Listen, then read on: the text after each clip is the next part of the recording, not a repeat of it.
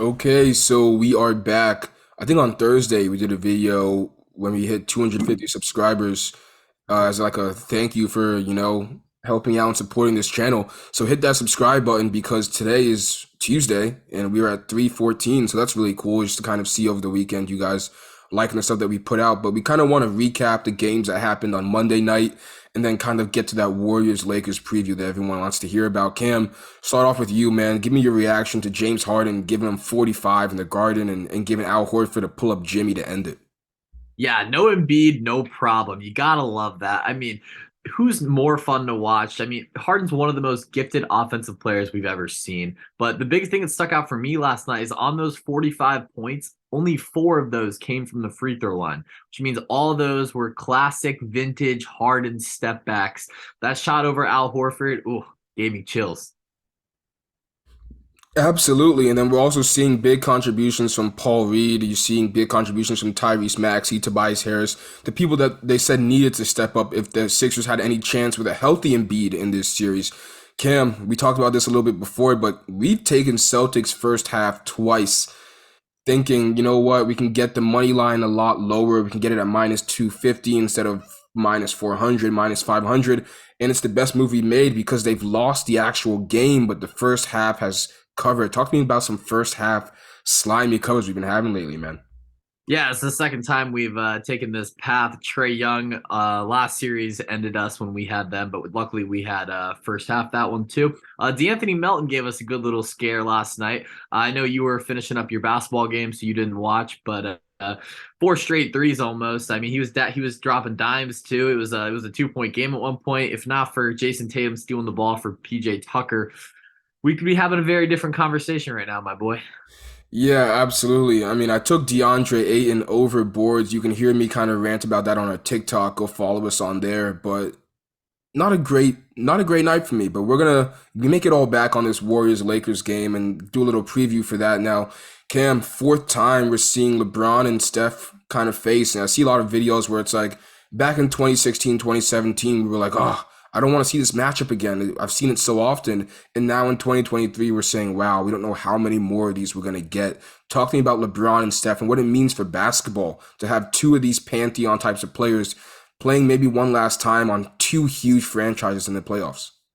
Yeah, I mean, I think you're exactly right. I think it's pretty clear. Steph and LeBron are two of or the two best players of our generation. I mean, Curry's still 15-7 over him all time in the playoffs. You know, got to point that out. But I mean, this is an all-time series for LeBron. You're right. Regardless of whether or not he wants to admit it, deep down, LeBron knows and hears the whispers of people talking about how, oh, this guy Steph Curry might be better than me, and like regardless of, I mean, LeBron's 38 years old. He's not going to single handedly carry you through the playoffs the way he used to in Cleveland.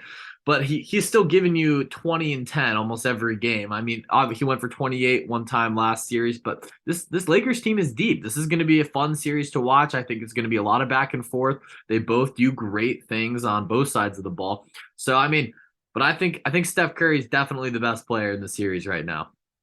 Yeah, I can agree with that. This is part four of their matchup. Now, this is the closest odds we've ever seen them play against each other with. In 2016, the Cavs were plus 180, the Warriors were minus 210. In 2015, when the Warriors won, the Cavs were plus 195, the Warriors were minus 235. In 2023, the Lakers, the line actually went down a little bit. The Lakers are plus 120, the Warriors are minus 145. So this is the most even we've seen a LeBron and Steph team by betting odds, betting wise, going up against each other. It's going to be super, super interesting. And I kind of want to talk about what a win would mean for each player. Cam, I'll start with you. What does a win for Stephen Curry against LeBron mean for his legacy? I mean, if Steph Curry knocks LeBron out of the playoffs, this could be one of LeBron's last chances to really get that number five. And I mean, Curry goes on to win, and he likely beats Boston again because I think Boston's going to win that series at the end of the day. I mean, if he has five rings before LeBron does, I mean, what does that say? I know, like, I know you hate when we talk about this, but Jordan didn't let others win rings on his watch like this, especially not five by one person, regardless of the Kevin Durant situation. Yeah, Magic and Bird didn't team up in the 80s to dethrone Jordan. So let's not even get into that right now because that's just absolute blasphemy. But you're right though, like they are both going for title number 5. It'd be different if LeBron had 4 and Steph had 2 and Steph's trying to get number 3 or Steph's trying to tie LeBron. No. They both have the same amount of hardware, of jewelry, and now it's who gets that leg up on the next person. It's gonna come down to Anthony Davis, Ken. What are we talking about? Talk to me about AD, what defensive assignments he might get, and then that matchup with Kevon Looney, who is by no means a pushover of a player. Yeah, I mean, for the Lakers to win this series, it comes down to three things for me. Number one, the role players got to continue to be productive. Against Memphis, they had five different leading scorers for those games. Anthony Davis did it twice. Everybody else was a different score. Defensively, they are the better team than the Warriors. They have to continue to show that. I mean, obviously, limiting Steph, you can only do so much. But and to your last point, AD has to be consistently dominant on offense. Kevon Looney and Draymond Green. I mean, those are two of the best defensive bigs in the NBA. I think. I mean, Kevon Looney's kind of everybody. I feel like the casual basketball fan doesn't really appreciate what he brings to the table because if you just look at the box score, sometimes it doesn't exactly show what he's bringing you. But I mean, he's one of the best. He's also been playing in this offense for several years now. Like this team all knows each other. They've been playing together forever. I mean, this kind of court, Clay is still one of the best spot up shooters in the NBA. This is going to be a very hard fought series in both ways. That's why I have a large sum of money on the Warriors to win this series, just because my thinking is, are the Lakers who made a mid-season trade really going to dethrone the defending champions that have all this continuity, that have all this chemistry? I don't think it happens, but like you said, Anthony Davis needs to show out. It can't be a one game amazing game for AD, the next game it's a stinker, the next game he's back on track. It has to be consecutively good games on both ends of the floor from Anthony Davis.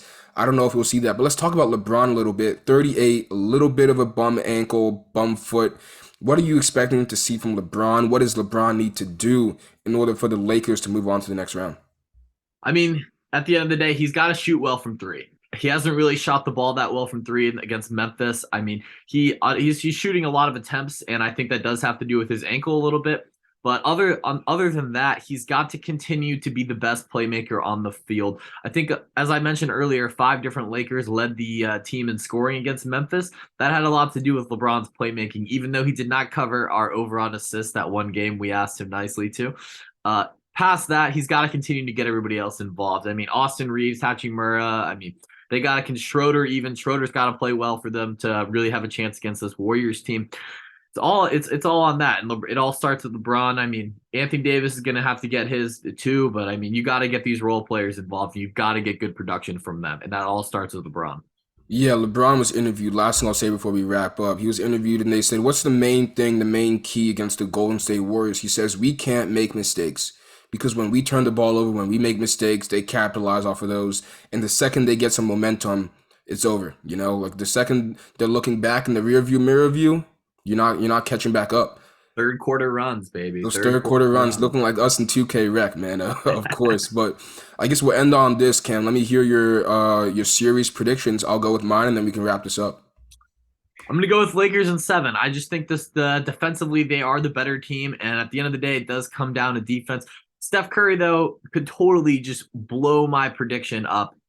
Yeah, he could go easily go for 35 a game, and this could be over in 5 games. So it all starts with Anthony Davis. You know what you're gonna get from LeBron. If Anthony Davis is consistently dominant, this is gonna be a series. If he's not, it's gonna be over quickly.